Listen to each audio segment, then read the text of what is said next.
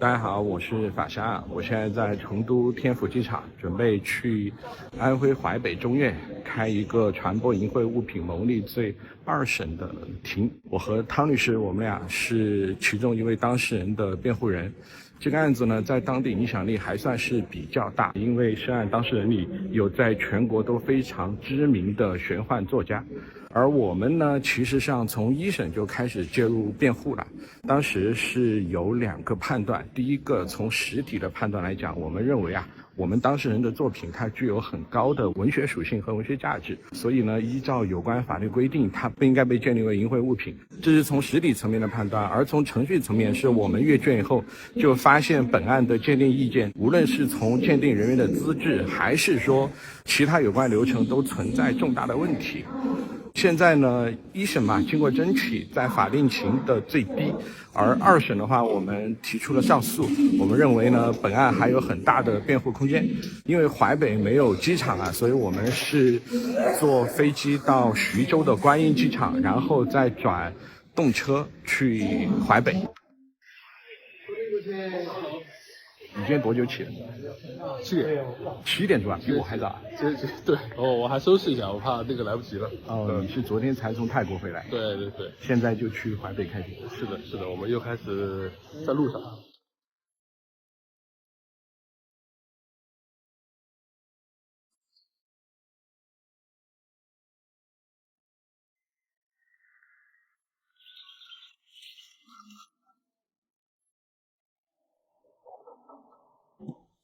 朋友們，現在是晚上7點鐘了。我們從下午3點半開庭，開到現在。本來是庭前會議的，結果後面庭前會議結束了以後，就直接轉了2審的開庭。這次開庭，湯律師你感覺怎麼樣？對，我覺得我們在2審中把1審的這個錯誤問題都說得很清楚。本案應該重點去審查什麼地方，應該怎麼去糾錯，我們覺得都發表了意見。就等待這個法庭的裁判吧。對，就希望能得到一個公正的、經得起時間和歷史考驗的判決吧。我這麼說會不會有點重？對，確實每一個判決都要經得起檢驗這也是國家的要求嘛。對，不過講真，這個案子呢，具體的一些細節，我們不聊這個具體案子聊我們的對於淫穢物品的一個法律觀點，後期可以單獨的出一條視頻跟大家來聊一下。反正呢，我們認為這個案子，尤其是在傳播淫穢物品牟利罪上，無論從社會意義上來講，還是從法律意義上來講，都是有很大的爭議。對，這個案子其實也影響了很多文學創作者的這個創作邊界所以我們認為很重要。尤其是我自己就在寫書嘛，所以我還是对這個案子有一些共情。而且我有點尷尬，我感覺到了，因為我感覺到法庭上的很多訴訟參與人都認識你，都看出來，那個不是法師嗎？對，結果後面還有個法警朋友來找我合影留念。對，開完庭之後，一個法警過來說，法官說湯律師，然後說要合影，還催我們倆更新 reaction， 就得虧只有1名法警朋友合影如果是我左右兩邊各一個，那我就犯罪嫌疑人。对，有一種被帶走、现場抓獲的感覺。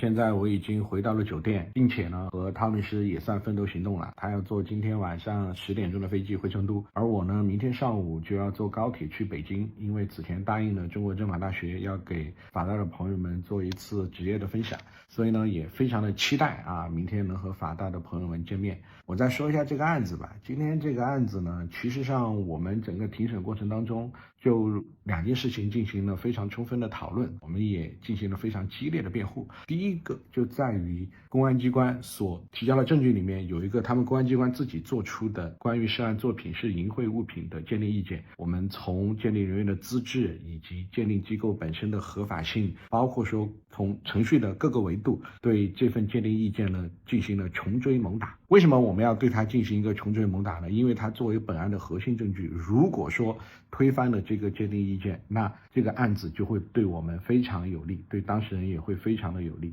這一切的基礎和前提都建立在一點，就在於我們充分的認為本案的涉案作品，我們當事人所創作的作品，它不是淫穢物品。這一點很重要。關於淫穢物品的鑑定存在的制度性的漏洞，我此前好像還專門做了一期視頻來跟大家進行分享，感興趣的可以去考考古。而關於第2點，為什麼我們認為涉案作品不是淫穢物品，淫穢物品的定義到底該是什麼，後面呢有時間我也會做條視頻給大家分享我的法律觀點。好的，今天的辦案日記就到此結束，我也要趕緊加班加點的寫我的辯護詞了。如果你有什麼法律方面的問題，或者是案件需要委托的，也可以尽管的來諮詢我，我能介入的我們就可以介入，如果是我們不能介入的，我也會推薦優秀的律師来幫你进行處理。我是法善，我們下期再見。